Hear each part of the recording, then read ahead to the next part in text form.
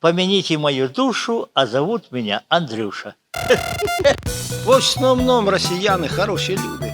Своими харчами питались. Ну, схвачено. Стойте так, мы все уладим. Снова выпьем и нальем.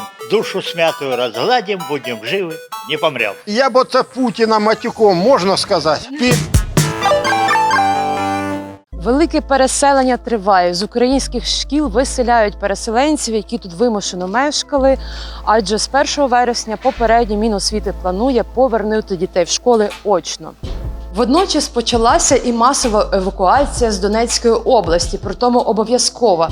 Але багато людей не хоче їхати, бо не розуміє, де їм далі жити, якщо навіть в школах тепер не селять. Звісно, тут було хорошо нам. Хорошо, клас? Конечно. Ну що, ліжка є, помитися їде, приготувати їде. Дуже гарно. В котрій годині ви кожен рано вставали? Тут є якийсь там графік? Графіка ніякого немає. Хто коли хотів, тоді вставав. А це столова в нас була. Ага, а що це за клас був раніше? Я не знаю, який клас. Була плитка двохконфорна, була мультиварка, 3 чайника, мікроволновка, холодильник. Все. Всім хватало, всі... Сніданок і вечеря за рахунок переселенців або за рахунок допомоги благодійної, яку сюди підносили, а обід централізований за рахунок міської ради. Повноцінний обід. Галину та її чоловіка з інвалідністю тимчасово переправили в хостел при протестантській церкві. Ми ще до цієї родини повернемось, а поки їдемо глянути, куди переселили решту мешканців школи. О, йдемо занесемо з вами молоко, заодно покажете, де вас тут. Так, куди ми йдемо? На кухню? Так. Ага, оце кухня. Не буду туди, вже там мало місця. І де ти молоко то будеш тримати, покажи. От холодильник. Ага, проходимо в холодильник. Даже на Або двері відкриваються, холодильник, або сіда. То ви зготували собі таке їсти? Да, мы зготували. Чи то дають? Чи то ви самі готуєте? Своими харчами питались. Ну, схвачено. А, тобто всі разом готують на всіх? А як же ж? Я приготувала на всіх. Я повар. А, друга Вас там заставили? приготувала, да. Нет. Не портите аппетит, пожалуйста. Все, виходимо. Якщо ви приїдете з зони бойових дій або з окупації в Коростень, то вас одразу поселять сюди, але на кілька днів і далі будуть вам шукати вже місце в когось з коростенців, хто готовий до себе додому забрати, власне, переселенця. Помяните мою душу, а зовут меня Андрюша. Якби не было на кого оставить квартиру, я бы сам бы не уехал. Я бы охранял. Мой дом, моя крепость. Я бы не уехал. А так, есть кого Там сюда би ехать. тебе вбило снарядами або привалило під плитами. Ах, судьба моя судьба, ты как кошка черная, что Бог даст. І як вам краще в школі чи тут? Тут краще. В школе на полу, а здесь на человеческих кроватях. Вони такі високі. Ну, хорошо, ну я же тоже не маленький, чудово. А то сквозняк по полу, тут прекрасно. Не, условия чудовые. Туалет, душ, все, зеркала, ну все. Кухня, микроволновка, все. Можете дати інтерв'ю? Ми серед вас пустіть, там дуже хороший коментар. А розкажіть, у вас джакузі є, кажете? Усе у нас тут є. По пупа залазиш і з пузирями. Ось, бачиш, як ми на полу там спали, на полу, в спортзалі, на полу. Тобі подобається? Ти спала коли-небудь? Хочеш В горах палац. екзотики, хочеш? Так я в гори їх ходила на берег. Треба тобі ті гори, он раз у школі день, одну ніч. І хватить на всю життя. Холодно на підлозі? Ні, тепло, жара, спина пече. Ну, ви в школі не хотіли більше жити? Ой-ой-ой, я б оце Путіна матюком, можна сказати? У нас Ютуб. Ютуб підарас конкретний, блядь. Хату ж мені розбив у селі, хату ж мені росіяни роздербанили. Куди дідові іти? Бомжом? Я оце гарантії не знаю. Чи я зиму перезимую, чи отут десь мусорний бак. Я вже ходю, тренуюсь, з якої сторони спати. У мене труси при мені і паспорт. Ось, дивись, у чому я ношу. Дивись, який паспорт. Ось, дивись. А де ви народились? Я в Совєтському Союзі ще народився. В СССР їздив на БАМ, робив на БАМі, в Уренгої, всім привіт моїм знайомим, Харасовей, Бованенково, там месторождення сильніші. Робив на машині там. В основному росіяни хороші люди. Ну вони, він є він. Він себе царем возобновив. А там уже, хто його знає, як Господь Бог. Але росіяни підтримують зараз війну. Росіяни? Та кому вона, дітка, нужна, та війна? Не їм, не нам.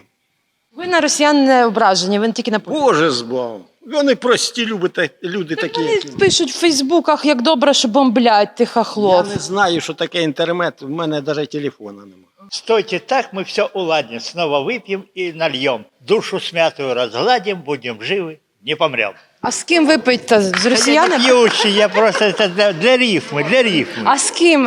З росіянами готові знову дружити чи не готові вже дружити з ними? Кого? З росіянами. Да они такие же, как и мы. Так як вони підтримують вбивства, вони кажуть, що мало нам всипали. Это все вранье. Знаете, в интернете это все вранье. И у них есть уже матеря, не хотят солдаты погибать. У них есть матеря, жены, дети. А Соловйов здрочив. Да. И это Скобеева. Ну хто винен в тому, що відбувається? Правительство винен. Народ не Чье? винен. Правительство. Щось вони між Чиє собою. правительство? И наши, и ваши, и прочее всякое. Хай найдут консенсус между собой, щоб Як прекратити. шукати консенсус, як вони підписують угоду, що про зерно, а наступний день вони бомблять нам порт. Як консенсус-то знайти з ними? Значит, надо дать им отпор. Вот. Есть такой отпор, чтобы они сюда носа не показывали никогда. Знаете, Вірите, що в Слов'янську дадуть отпор і не дійдуть до вашого Слов'янська? верю. Збройні Я сили хочу України. вернуться на родину, где мои корни. Да. Мы не собирались выезжать. Мы пошли за гуманитаркой. Пока стояли мы за гуманитаркой, нам звонят, говорят, что у нас во двор упала ракета. Що брати умови між школами і Там спортзалом? лучше. Там даже есть элементарная машинка, автомат, в которой можно постирать вещи. Тут этого нету. Вручную у меня ребенок обрыгался, я сегодня стирала простыни, это вручную. Туалет. Це один на всіх чи є жіночий? Нет, тут один туалет. І для чоловіків, і для жінок один? Да, один. Это и там ванная. Ну, не ванная, а душевая кабинка. Да. Це тимчасовий пункт розміщення. 2, 3, 4, 5 днів максимум. Потім намагаємось розмістити цих людей по помешканням міста Коростень. Крапка. А у вас Це ти. заявка є вже на кількість людей, охочих прийняти? Так, дивись, сьогодні у мене було 2 дзвіночка на 2 квартири на Ковільському парку. До кінця дня може ще 5, може цих уже заселимо. Тобто цей процес перманентний, він рухається. Ми повертаємось до Галини, яку з чоловіком тимчасово поселили в маленький хостел в кімнаті на 4 осіб. Тут лише 4 кімнати, і всі вони зайняті вихідцями Слов'янська. Було все-таки простіше в школі, чи думаєте, тут буде нормально, чи сходи, може, налякали? Нічого не налякало. Нічого. Не душно вам? Ні. Хорошо. Ну, вас постійно не селять, вас тимчасово поки шукають постійно. Так, шукають. так. Ну, зазвичай на скільки часу там людей готові сюди взяти? Ну, з Херсона молодий хлопець живе більше місяця. Ну, ми просимо, в принципі, шукати роботу, допомагаємо шукати роботу, допомагаємо трошки житло шукати. Багато хто з переселенців задіяно у нас в такій роботі. Тут ціла географія у нас схід, південь України.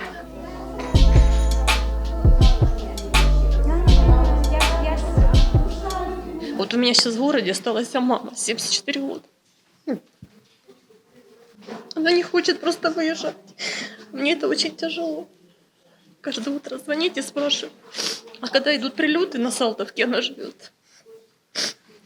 Ой, извините, что я плачу. Ні, ти зараз всі плачуть. Просто когда был прилет на моем районе, где я живу с мужем, и у меня на нервах, у меня даже колено заклинило, я не ходила 2 дня. А потом муж сказал, собираемся и возвращаемся, мы с периодичностью поедем, там мы вернемся, большая часть, конечно, нам надо здесь быть. Я здесь тоже хожу, я общаюсь с хорошими людьми, я отвлекаюсь от всего от этого. И эвакуация это нужна. Ну, конечно, всем хочется вернуться на свои прежние места, как мы и все ходили на работу, работали. Вулиця у нас вся почти заселена. Ну, от з дітками повиїжджали, то молодіж. Да, а старики залишилися. Многі лежачі там от люди теж. Куди їх? Знаєте, як це покинути свою домівку? Ну, от, наприклад, коли уїжджав, там, пішов в дом, поплакав і поїхав. Ну, як люди? А тим більше пенсіонери, вони ж то більше прожили. Ми то молоді ще. Те, що витворяє зараз Росія, розпочалося точно не зараз. 2 роки тому наша колега Христина Коціра робила велике інтерв'ю із зв'язковою та медсестрою Організації українських націоналістів Вандою Горчинською. Вона теж була колись вимушена поїхати з власного дому. Після катувань НКВДистами її зовсім молоду відправили на Сибір. Наприкінці липня цього року Ванда Горчинська померла. Її внук запропонував громадському виставити на аукціон картину, яка належала його бабці, намальовану українським художником Василем Дідиком. І ці гроші направити на Збройні Сили України. Ви так само можете долучитись до аукціону. Посилання на нього шукайте в описі до відео.